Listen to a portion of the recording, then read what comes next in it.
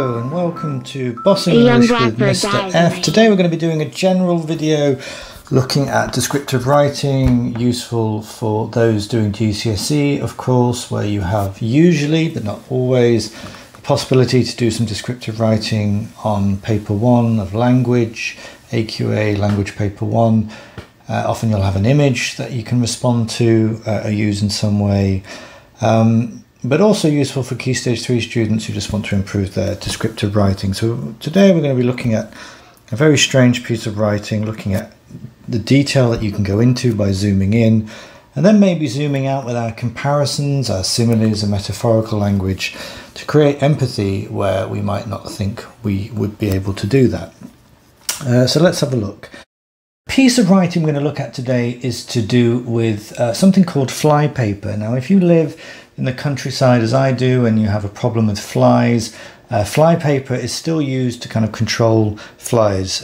Buddhists and other sensitive souls might like to look away now, but this is what it looks like. And as you can see, it's just a sticky piece of paper, non-toxic, but deadly to flies because they get stuck and then they die on there. So that's it. And this guy, Robert Musil, decided to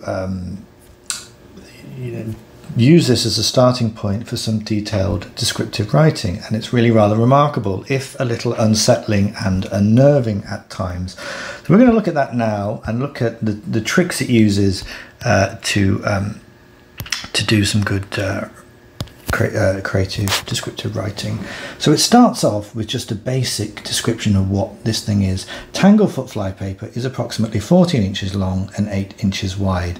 It is coated with a yellow poison paste and comes from Canada. Right, already what's nice is we have a semicolon that is being used to link sentences together. We know it's doing that because the it there links to Tanglefoot flypaper, so we've got a pronoun and it's linking ideas together. When a fly lands on it, not so eagerly, more out of convention, because so many others are already there, we get stuck at first by only the outermost joints of all its legs. A very quiet, disconcerting sensation, as though while walking in the dark we were to step on something without naked soles. Nothing more than a soft, warm, unavoidable obstruction, and yet something into which, little by little, the awesome human essence flows, recognised as a hand that just happens to be lying there, and with 5 ever more decipherable fingers, holds us tight. Okay, so that's brilliant, isn't it? Let's have a look at why it's brilliant. We'll start off with some more punctuation variation. Always get credit for varying your punctuation. Here, but we have our M dashes. These are these long dashes that act like brackets as parentheses to add extra information into a sentence. So you could take out not so eagerly, more out of convention, blah, blah, blah, and the sentence would still make sense, but obviously it wouldn't be as rich. So that's added extra information, kind of like an afterthought or a detail that's not necessary to the sentence, but obviously for creative writing allows us to use those M dashes and show us how we can add extra information into a sentence. And then we get this amazing, very long, complex sentence here. That's really great, isn't it? Long, complex sentence, and all of this is basically a long simile, isn't it? As though. So as or like introduces a simile, so it's making a comparison. So the stickiness of the flypaper and how strange and unnerving it must be for the fly to suddenly find itself trapped would be the same as if we were walking, say at night when our feet are naked, across the room in the dark, and suddenly we step on a hand and the hand grips us, and the thrill and horror of that moment. It's like a thrilling horror, and it's an amazing analogy, isn't it? It's an amazing simile that's being used there. And of course we get some brilliant vocabulary, disconcerting, nice, ever more decipherable fingers. Are you able to work out that they're fingers, that what you stood on is a hand? Soft, warm, unavoidable obstruction, kind of listing of adjectives there. Adjective, adjective, adjective. So it's very rich. This long complex sentence is absolutely stuffed full of things that would get ticks from an examiner or teacher. Okay, let's carry on. Okay, Here they stand all stiffly erect, like cripples pretending to be normal, or like decrepit old soldiers and a little bow-legged the way you stand on a sharp edge. Brilliant. Now what's nice here is that he starts off with one simile, and then he changes his mind because he thinks, well, maybe this is even better, or like decrepit old soldiers. And again, look at that, adding in extra information, another extra bit of detail. So that's that kind of zooming in. So here we get like similes times 2, you know, because it's like tries one, doesn't work, tries another. And then we get that extra information, that kind of zooming in even more on the detail about the legs.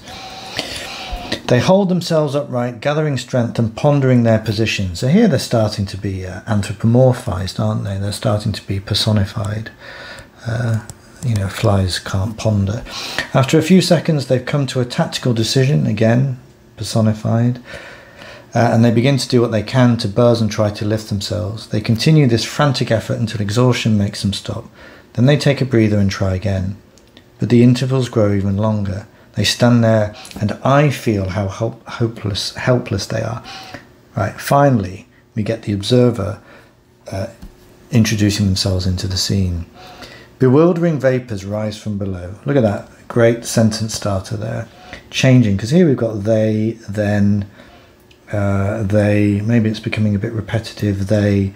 So starting with this little phrase, bewildering vapours, lovely. Their tongue gropes about like a tiny hammer, another simile, an ingenious one. Their head is brown and hairy, as though made of a coconut, as manlike as an African idol. Again, 2 similes back to back there.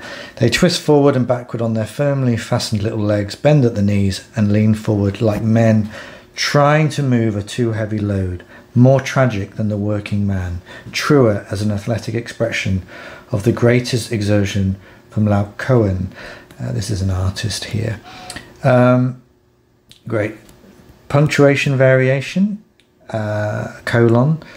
And here we're getting hyperbole. I mean, this is slightly ridiculous, isn't it? And then they're just flies, more tragic than the working man. And then this kind of comparison, you know, kind of inflated comparison to the artist. And then comes the extraordinary moment when the imminent need of a second's relief wins out over the almighty instincts of self-preservation. It is the moment, again, this is wonderful here, when the mountain climber, because of the pain in his fingers, willfully loosens his grip. When the man lost in the snow lays himself down like a child. When the hunted man stops dead with aching lungs. So we get 3 different comparisons made there. Look at that. When the mountain climber. When the man lost in the snow. When the hunted man. Look at that kind of listing of kind of comparisons there. All introduced in the same way. So this kind of repetition. They no longer hold themselves up with all their might, but sink a little, and at that moment appear totally human. Again, this is wonderful, this kind of moment of empathy, and that's what I talked about at the beginning there. You wouldn't think that you could feel empathy for a little fly. Immediately they get stuck somewhere else, higher up on the leg or behind at the tip of a wing. So here, with this kind of inflated hyperbolic comparisons and this relentless detailed description of their suffering, and finally with the idea that they're laying themselves down, they're giving up, they appear totally human. This is a human thing to do when you can't strive and struggle anymore. You've realized that you've been defeated by the odds, by your environment, or by fate. And that is where we get some empathy for these tiny insects. A brilliant piece of writing, and hopefully you've got something from that. In the description, I'll put a link to the rest of it. There's another paragraph and a bit to go. It's a very short, tight piece of writing, but it travels a long way. And that's exactly what you'd want to do for your question 5, language paper 1, or for any descriptive writing task.